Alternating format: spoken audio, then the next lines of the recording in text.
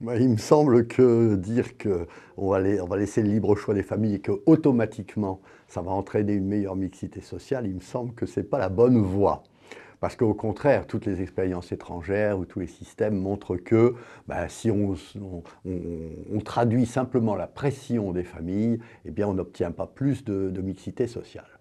Et en réalité, aujourd'hui, si dans notre pays, en France, il y a une forte pression sur le choix de l'école ou du collège, c'est parce que malheureusement, l'État n'arrive pas à assurer, n'assure pas une égale qualité de l'enseignement dans l'ensemble des établissements scolaires. Or, aujourd'hui, il faut bien le constater, ce n'était pas le cas il y a 30 ou 40 ans, mais aujourd'hui, il faut bien constater que l'enseignement est dégradé dans un certain nombre d'établissements parce que l'État ne gère pas suffisamment bien, et notamment il y a le problème fondamental de l'affectation des enseignants.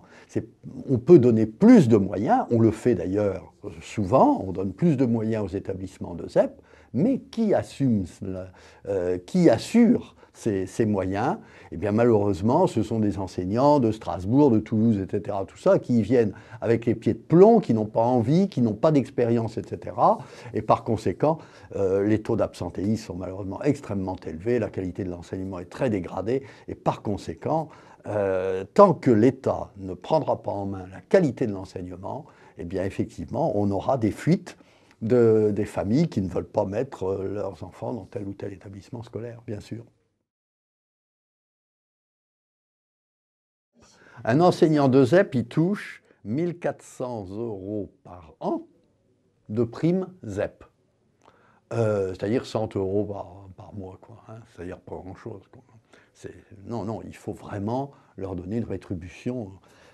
Moi, je donne toujours l'exemple. D'ailleurs, je reviens, j'ai passé une semaine dans l'île de la Réunion. Je donne toujours l'exemple des départements et territoires d'outre-mer. À la fin du 19e siècle, quand on a voulu attirer des enseignants et des fonctionnaires dans ces territoires d'outre-mer, eh bien on a dit on vous double votre traitement, ou c'est 50% de plus. Dans les départements d'outre-mer, c'est 50% de plus. Dans les territoires d'outre-mer, Tahiti, etc., c'est 100% de plus ce traitement, il est doublé. On a décidé ça à la fin du 19e siècle, au moment où il y avait les maladies tropicales, où il fallait y aller en bateau, etc. C'était extrêmement difficile. Ça subsiste encore aujourd'hui, ce qui est vraiment plus tout à fait normal. Mais moi, je propose qu'on fasse la même chose pour les ZEP. C'est-à-dire que dans les ZEP, eh bien oui, les zones déshéritées de la République aujourd'hui, c'est plus les territoires d'outre-mer, ce sont les ZEP. Eh bien, allons-y. Voilà, monsieur, vous prenez, on fait un contrat avec vous, vous restez 5 ans ou 10 ans en ZEP, on vous double votre traitement. Voilà.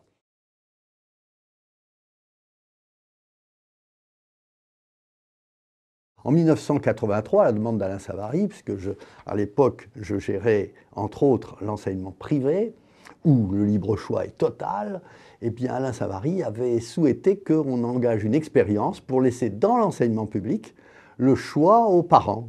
Et dans 5 départements, pendant plusieurs années, on a fait une expérience d'assouplissement de la carte scolaire. Et donc on a laissé un certain choix aux parents. Ce choix devait être motivé, il était examiné par une commission et il était surtout fonction du projet de l'établissement. Et il y a des établissements qui vont mettre l'accent, par exemple, sur les activités sportives, l'autre sur les activités musicales, etc. Tout ça est légitime. Eh bien, laissons une certaine liberté de choix aux parents et faisons en sorte que la qualité de l'enseignement soit donnée et en même temps qu'il y ait une transparence. Aujourd'hui, il y a un système de dérogation où il y a des milliers de dérogations sur l'ensemble du territoire données par l'inspecteur d'académie. Tout ça se passe en dessous de la table. C'est pour les gens souvent appuyés politiquement ou socialement, etc. Et tout ça n'est pas très, très normal.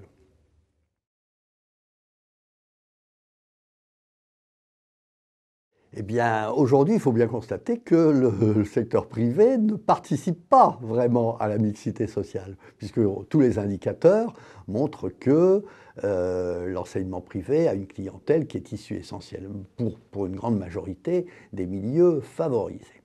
Et il y a un indicateur là-dessus, le nombre de boursiers dans les établissements publics est exactement le double de celui des établissements privés. Mais il faut prendre au mot l'enseignement privé, car l'enseignement catholique, que dit-il l'enseignement catholique? Il dit nous sommes ouverts aux plus pauvres, etc., etc. Eh bien oui, chiche, allez-y. hein.